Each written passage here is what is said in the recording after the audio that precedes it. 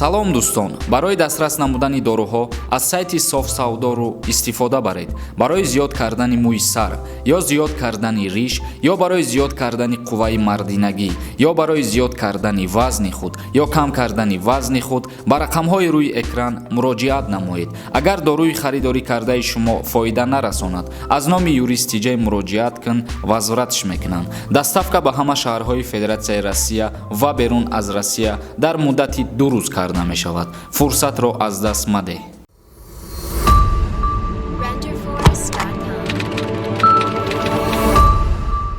ассалому алайкум ба ҳама тамошобинони барномаҳои Сорбон Сафаров. Умедвор ҳастем ки тансиҳати хонаобод ҳастен. Имрӯза видеои мо ҷавоб ба саволҳое ки ба мо равон кардагӣ биден.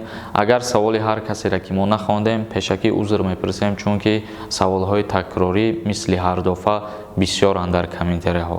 Шурӯъ мекунем хондани комментарияҳоро. Меҳровар Раҷабов нависад: ассалому алайкум бародар юристи ҷей.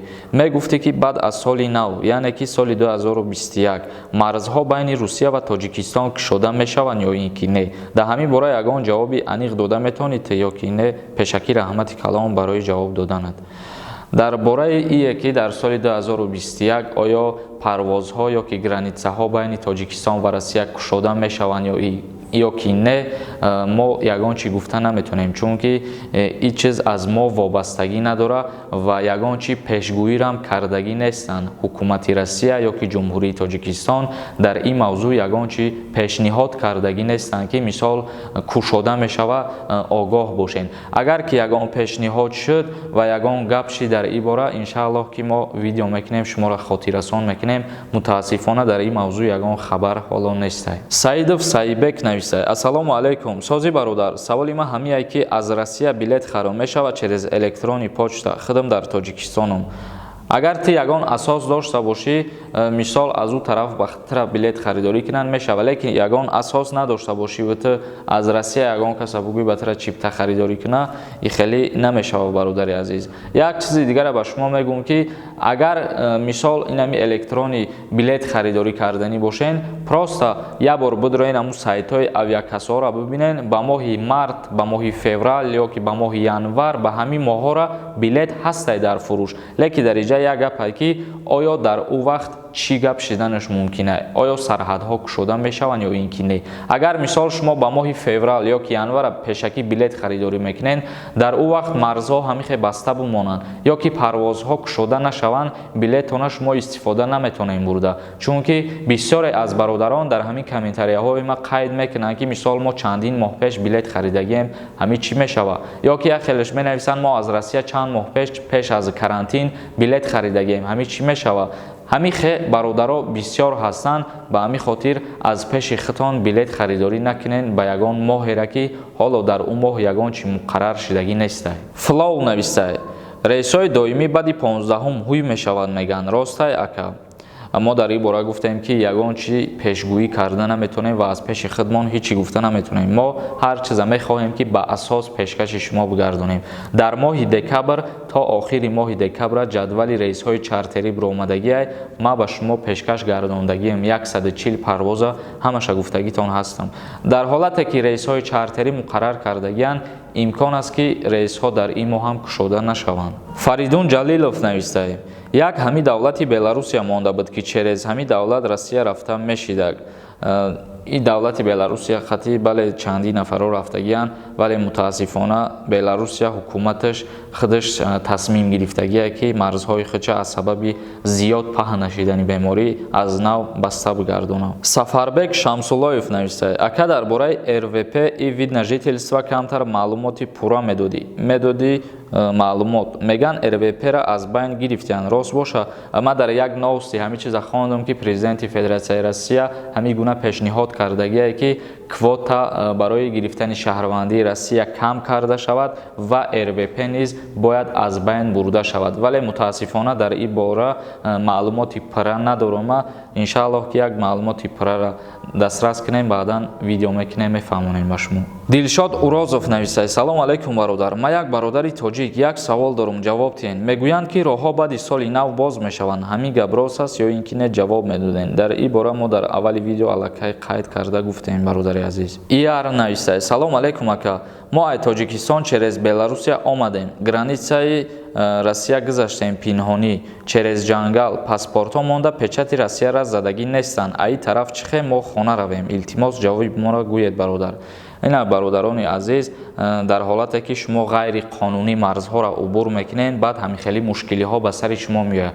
Ҳоло он ки дар инҷа бо чандин ахмақҳои дигар ҳар суханҳои қабеҳ навистагианд ки ина мо через Беларусия омадем. Ман ҳамаро дар назар надорам, касе ки через Беларусия рафтагист. Ҳама одамое ки комментариҳоро навистагианд, гапҳои қабеҳ гуфтагианд. Чандин касон навистагианд ки ина мо через Беларусия омадем, ту дурӯғ мегӯӣ, ҳичи гап наши, дигар чиз. Охи ама одаме ки ҳамин комментариҳоро навистай, мафкураи ту дар такой степени пастае ки фаҳмиши гапи маро пирра рафта наметонӣ. Ман дар видеои динангим гуфтагием ки аз иҷа пас ба Беларусия нарен. Вале инаи бародари дигаримон қайд кардае ки мо через ҷангал дохили Россия шидем, печат задагӣ нест дар паспортомон. Дар ин ҳолат шумо вақте ки ба ҷумҳурии Тоҷикистон омаданӣ мешавед, шуморо депортатсия мекунанд. Тамом, ин ҳамин қадар роҳ дорад. Рафиева Майя нависад: салом писари азизам, юрист мебошед ва як чизро пурсиданӣ будам. Додарам бо завҷааш ҷудо шуд. Суд алимент ҷудо кард. Мошини додарамро ба фурӯш монда, сумашро 2 ҳисса кард суд. Лекин ин дафъа суд гузаронд. Хонае ки додарам бо занаш зиндагӣ мекард, як ҳуҷраашро ҷудо карда ба занаш дод. Ҳоло он ки ҳавлӣ ба номи додарам нест ва бо ғайр аз ин додарам бо 3 додари дигарам дар қайди ҳавлӣ мебошанд. Илтимос ҷавоб нависед. Ман дар ғарибӣ интизори ҷавоби шумоям. Сарбаланд бошед. Апа як чиза ба шумо ман хотиррасон карданiem ки мисол дар ҳолате ки суд решения мебирора, қарор мебирора, ҳуқуқҳои ҳамун иштирокчиҳо дар суд ҳамин ҳастае ки норозигии худчона оиди ҳамун қарори суд баён кунанд. Яъне шумо мегӯед ки мошини додари шуморо дар фурӯш мондану фурӯхтан сумша 2 ҳисса карданд. Мутобиқи кодекси оилаи ҷумҳурии Тоҷикистон дар моддаи 36 омадагиае ки ҳар молу мулке ки пеш аз бастани акди никоҳ зан ё шавҳар доранд, ё ки молу мулке ки ба воситаи ҳадия тақдим мешавад, ё ки молу мулке ки ба воситаи мерос ба фарзанд мемонад, ин молу мулк моликияти муштараки зану шавҳарӣ ба ҳисоб намеравад. Яъне ки мошинша агар пеш аз акс карданашон ҳамун додари шумо харидорӣ кардагӣ боша, аллакай ин мошин моликияти детарафа ҳисоб намехӯрад, моликияти муштарак ҳисоб намехӯрад.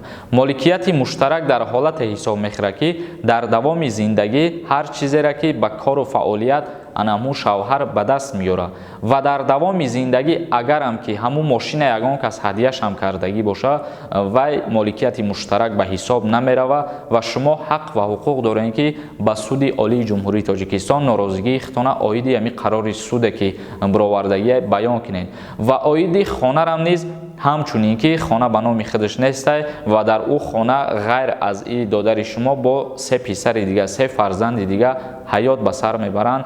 Шояд ки уворам низ ҳуқуқ ва уҳдадориҳои худчонае ки норозигии худчона баён кунанд ва нисбати решенияи суд, яъне ки розӣ набошанд. ин ҳуқуқи ҳар як шаҳрвандае ки вақте дар процесси судӣ иштирок мекунад, мисол даъвогар ягон баёнот метиҳад ва ту ҳақ ва ҳуқуқ дорӣ ки баёноти ӯро тасдиқ накунӣ, ҳаққи ту.